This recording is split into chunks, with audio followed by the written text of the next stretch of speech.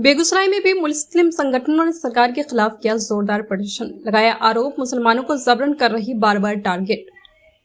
बेगूसराय में आज all India Tazeem इंसाफ के बैनर तले वक्फ बोर्ड कानून संशोधन के खिलाफ सैकड़ों की संख्या में मुसलमान के द्वारा विशाल विरोध प्रदर्शन निकाला है। इस दौरान आंदोलन कर रहे लोगों ने केंद्र सरकार और बिहार सरकार के खिलाफ जमकर नारेबाजी हो हंगामा किया। वही आंदोलन कर रहे लोगों ने नीतीश मोदी मुर्दाबाद का भी नारे लगाए हैं।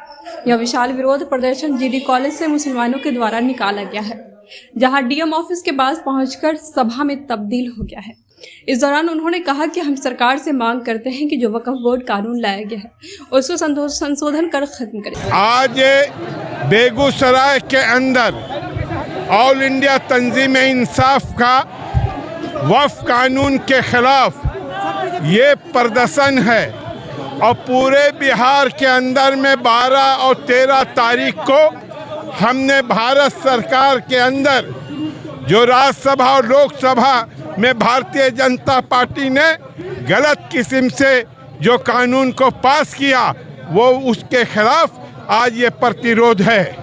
ये प्रतिरोध है मुसलमानों के अधिकारों के लिए, ये प्रतिरोध है इंसानियत को बचाने के लिए, ये प्रतिरोध है देश की हिफाजत के लिए, ये प्रतिरोध है नौजवानों को काम के लिए, ये प्रतिरोध है देश के नागरिकों के सम्मान के लिए।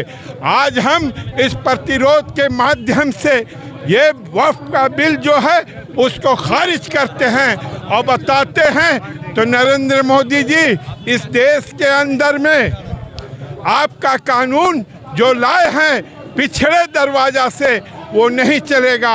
आज से कुछ साल पहले आप जानते हैं तो मनमोहन सिंह के समय जब संशोधन बिल हुआ था, यही भारतीय जनता पार्टी समर्थन किया था। आज वो कौन सा बात है? तो आप इस वक्फ बिल के अंदर में कलेक्टर को अधिकार दे रहे हैं, वक्फ की संपत्ति को सरकार को बेचने का अधिकार दे रहे हैं, कब्रिस्तान और मस्जिद और मदरसा में ताला लगाने की बात कर रहे हैं। आज मुसलमानों के पक्ष में भी उनके कुछ चट्टे बट्टे बोल रहे हैं। क्या कारण है? तो आज आपको बोलना पड़ रहा है।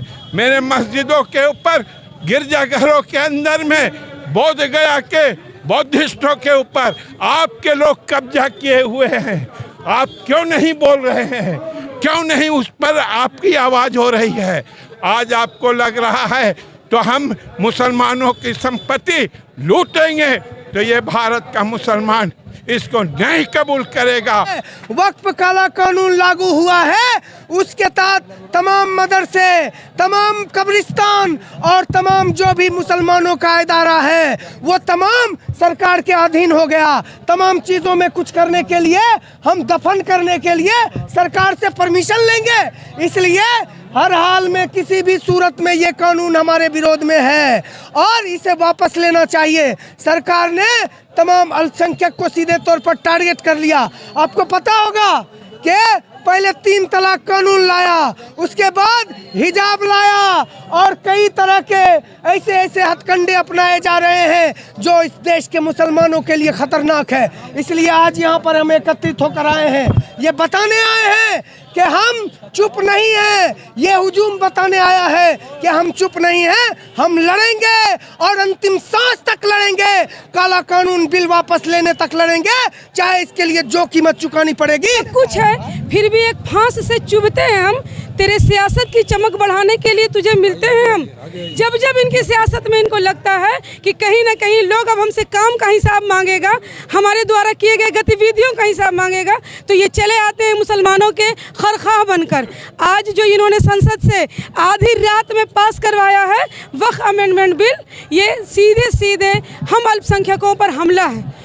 संविधान के द्वारा जब हमारा मुल्क आज़ाद हुआ तो हमें कुछ अधिकार दिए गए हैं कि इस देश का सभी नागरिक धार्मिक रूप से स्वतंत्र है, अपने धर्म को मानने के लिए स्वतंत्र है और हमारा धर्म जो है उसमें वक्फ है। वक्फ वो संपत्ति होती है जो अल्लाह की राह में दान कर दी जाती है चैरिटी के लिए, जिसमें हमारे कब्रिस्तान हैं, मदरसे हैं, मस्जिदें हैं, हॉस्पिटल्स हैं, बड़ी बड़ी यूनिवर्सिटियाँ बनी हुई हैं, यतीम खाने हैं जिसमें लोगों को तालीम मिलती है, इलाज मिलता है। और हमारे जो पूर्वज हैं उन्होंने क्या सोचकर वक्फ किया था, यही ना, ताकि हमें दूसरों की राह ना देखनी पड़े।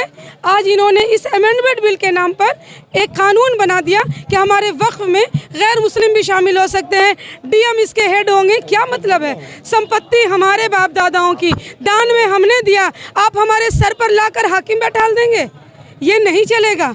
देश संविधान से चलेगा। ये कहते हैं कि हमने पारित कर दिया। अरे आपकी हुकूमत है, आपका बहुमत है, आप जो चाहिएगा वो कर दीजिएगा, ऐसे थोड़ी चलेगा।